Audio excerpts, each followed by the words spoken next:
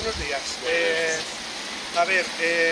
El itinerario, o el recorrido que vamos a hacer es, bueno, pues saldremos de aquí y iremos caminando, bordeando lo que es la fachada marítima hasta donde nos dé tiempo, ¿vale?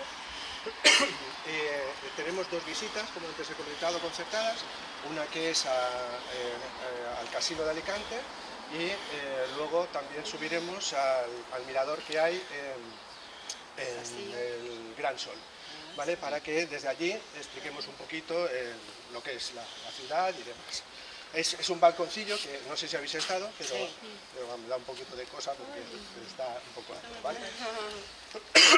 Bueno, lo primero que tenemos que tener en cuenta en el recorrido que vamos a hacer, o en cualquier otro recorrido que hagáis en Alicante, es que la ciudad de Alicante no tiene, por así decirlo, como en otras ciudades, un centro histórico monumental, sino que lo que vamos a encontrar es mucha mezcla de un montón de edificaciones de diferentes épocas y, por lo tanto, hacer un recorrido única y exclusivamente por una época o un estilo en Alicante es muy difícil, ¿vale?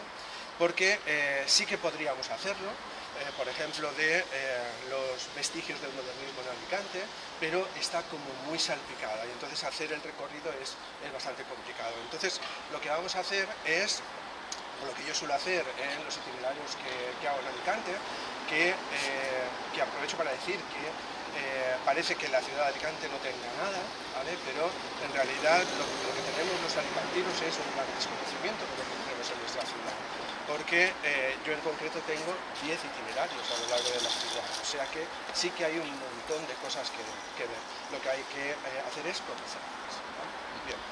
Bueno, pues como decía, vamos a ir recorriendo.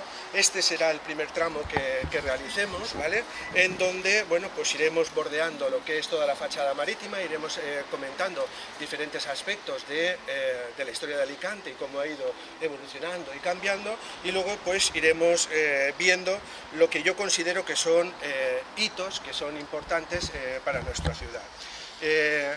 No vamos a ir porque está un poquillo más lejos, pero en otra ocasión que vosotros tengáis tiempo os acercáis. Al final de esta calle lo que tenéis justo donde acaba el aparcamiento, en la parte de detrás, en lo que es el barrio de Raval Roig, tenéis los polvorines de los ingleses. Son estas estructuras que veis aquí, que son unas zonas abovedadas, ¿vale? Que era evidentemente donde se almacenaba la pólvora durante la guerra de sucesión, y los ingleses.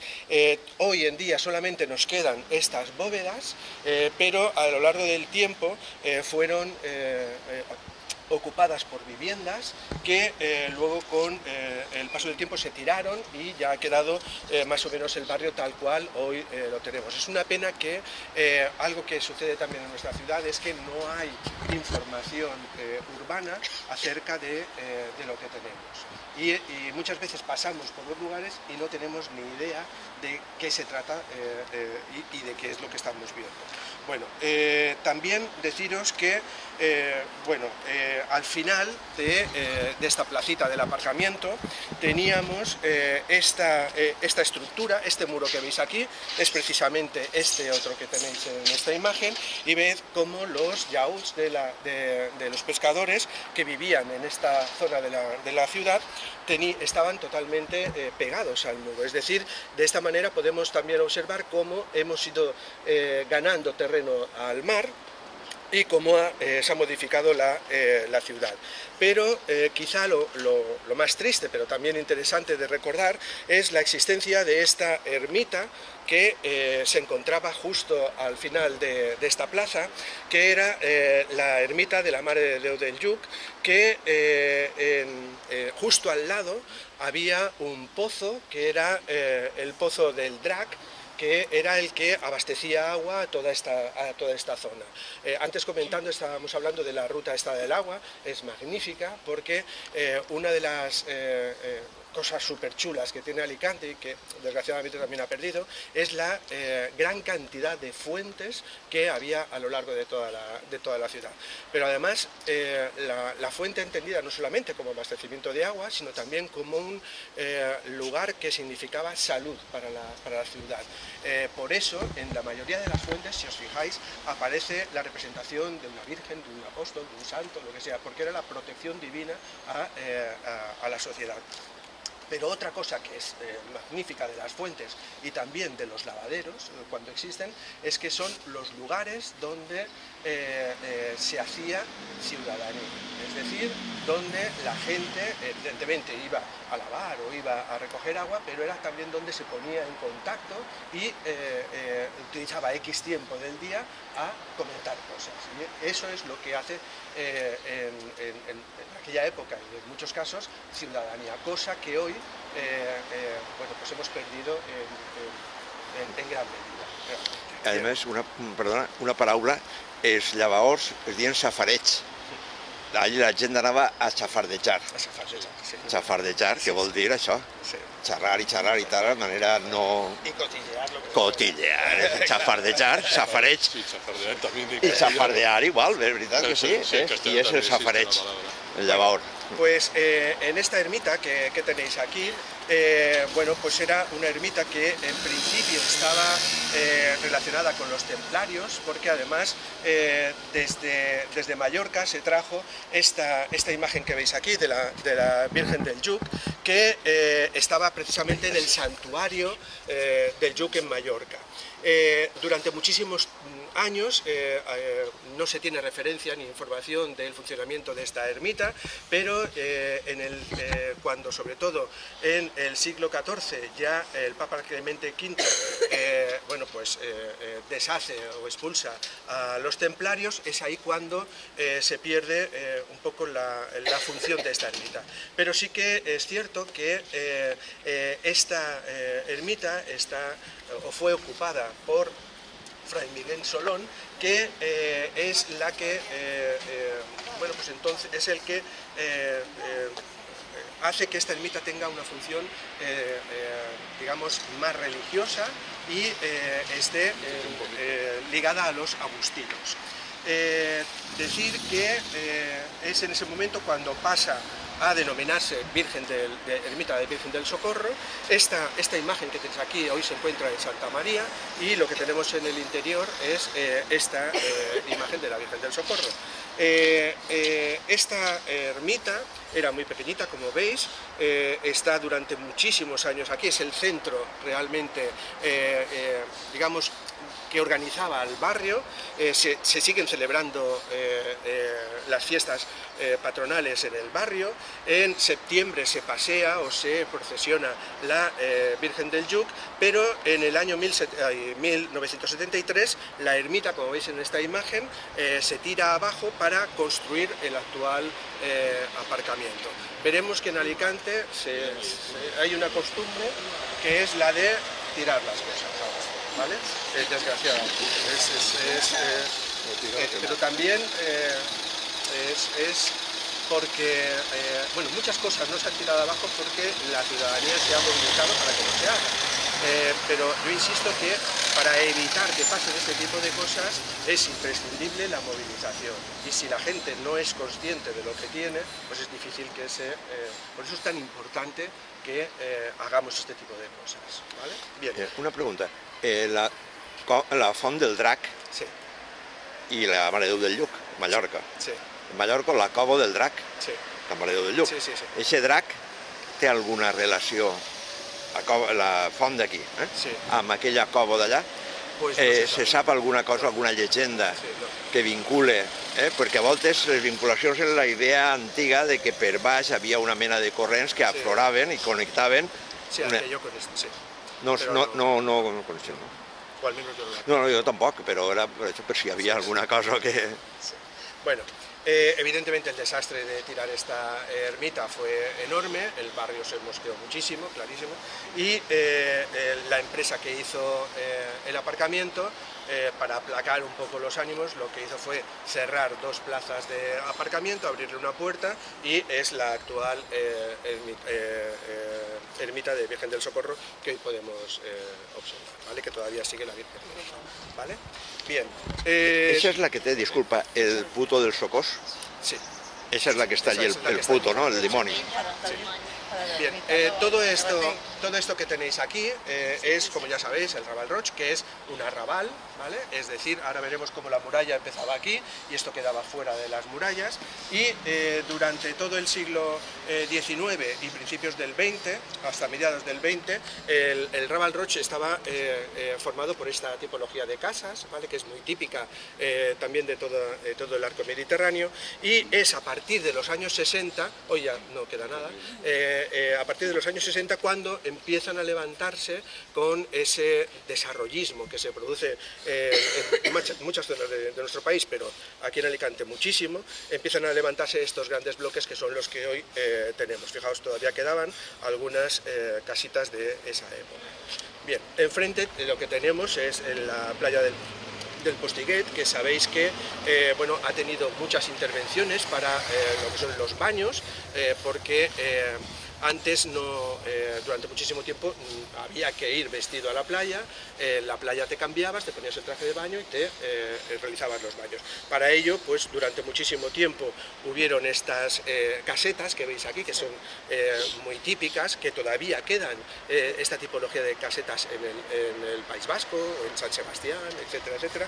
Y a lo largo de toda la playa pues se establecieron pues los primeros comercios de restauración, como el rompeolas que estaba en esta esquina y demás, ¿vale?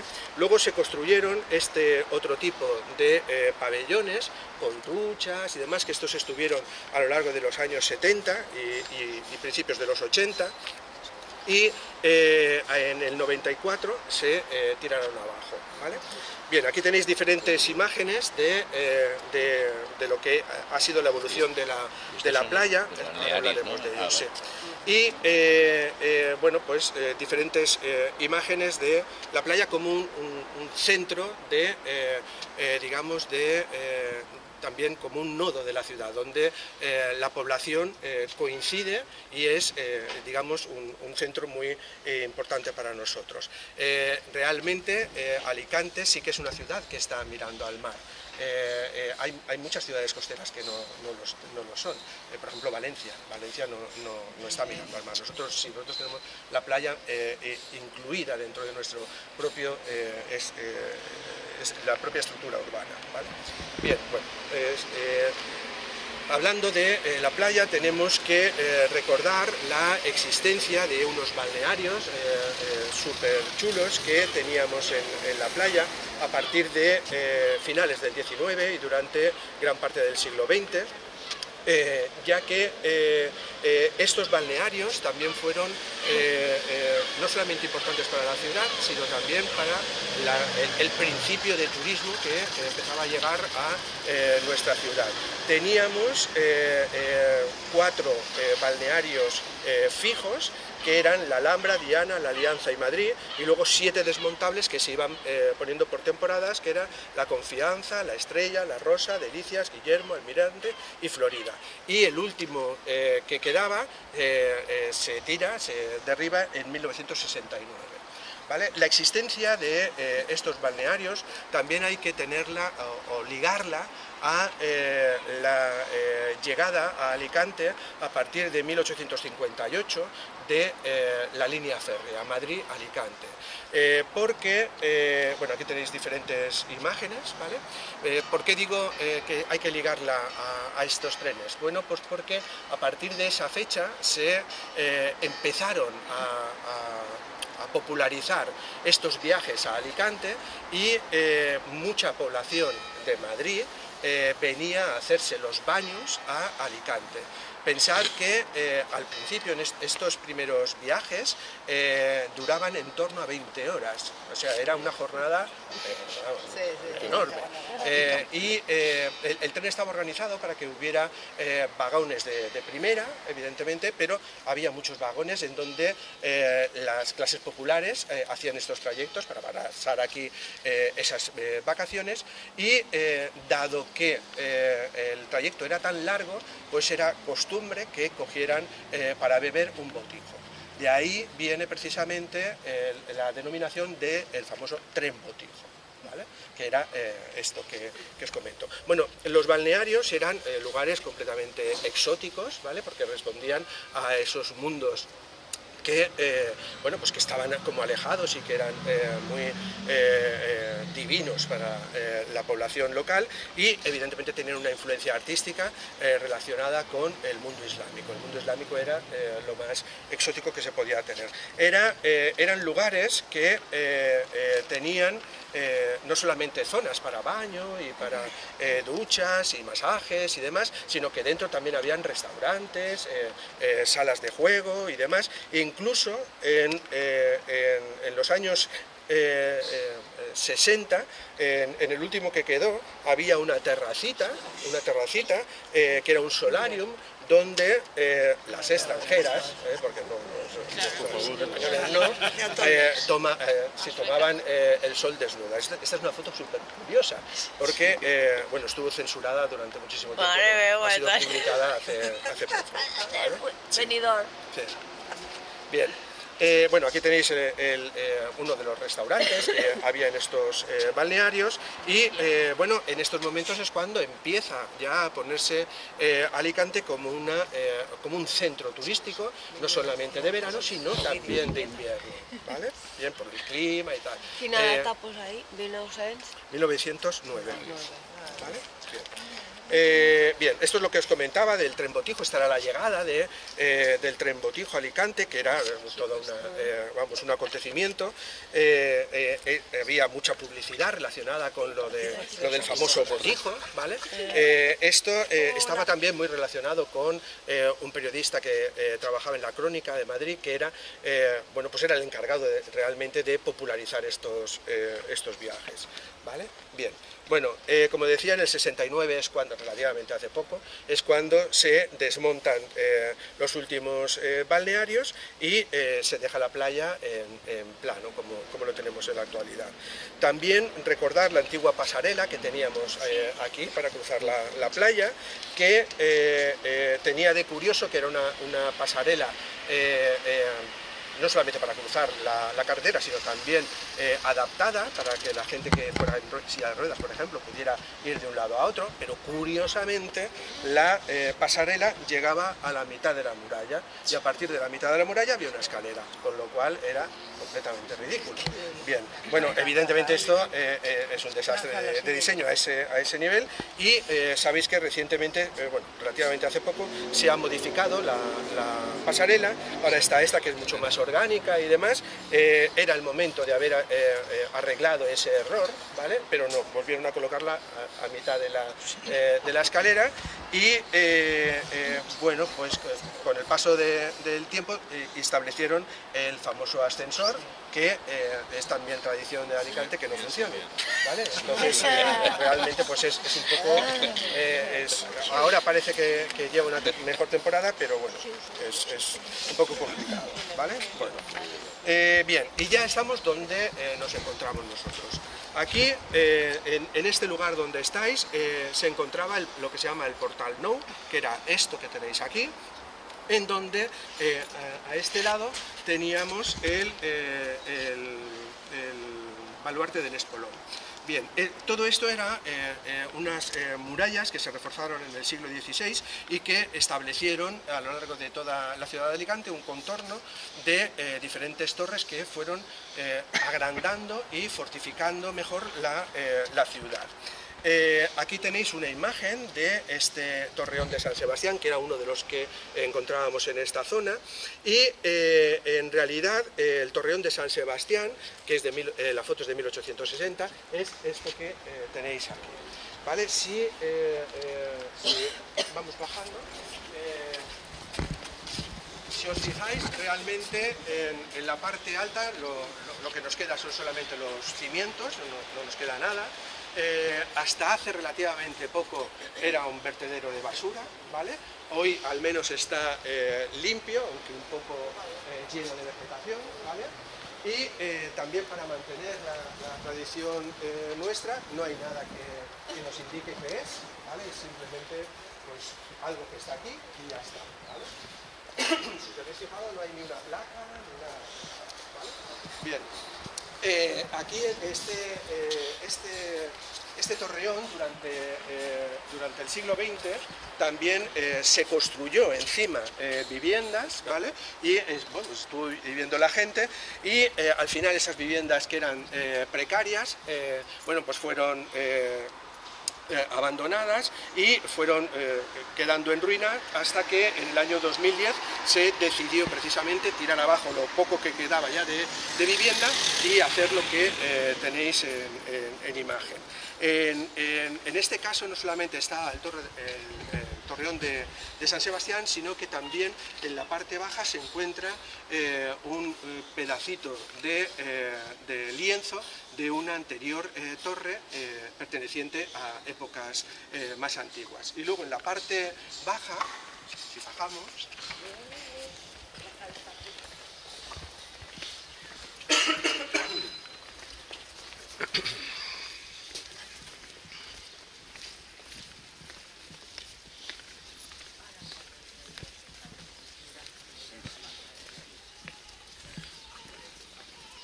¿veis? El estado superior en el que la parte alta es esta imagen que tenéis aquí, ¿vale? Prácticamente no queda nada. Bien, bueno, pues como os decía, también en estas excavaciones que se realizaron en el 2010 se descubrió parte de restos de viviendas de la antigua Medina de Alacuán, es decir, la parte antigua de la ciudad de Alicante. Deciros que con el paso del tiempo también todo esto que estaba completamente abandonado fue también ocupado por viviendas, ¿vale? Que son esos últimos restos que veis ahí de azulejería y demás, ¿vale? Bien. En realidad se han mantenido estas estructuras para, bueno, pues como también parte de la historia del lugar, ¿vale? Pero no estaría de más que esto se nos explicara, ¿vale? Porque realmente cuando uno visita una ciudad no lo hace siempre con guía o no lo hace siempre con grupos que controlen el tema, y paseando es muy chulo ir descubriendo la ciudad, y si no tienes la información a veces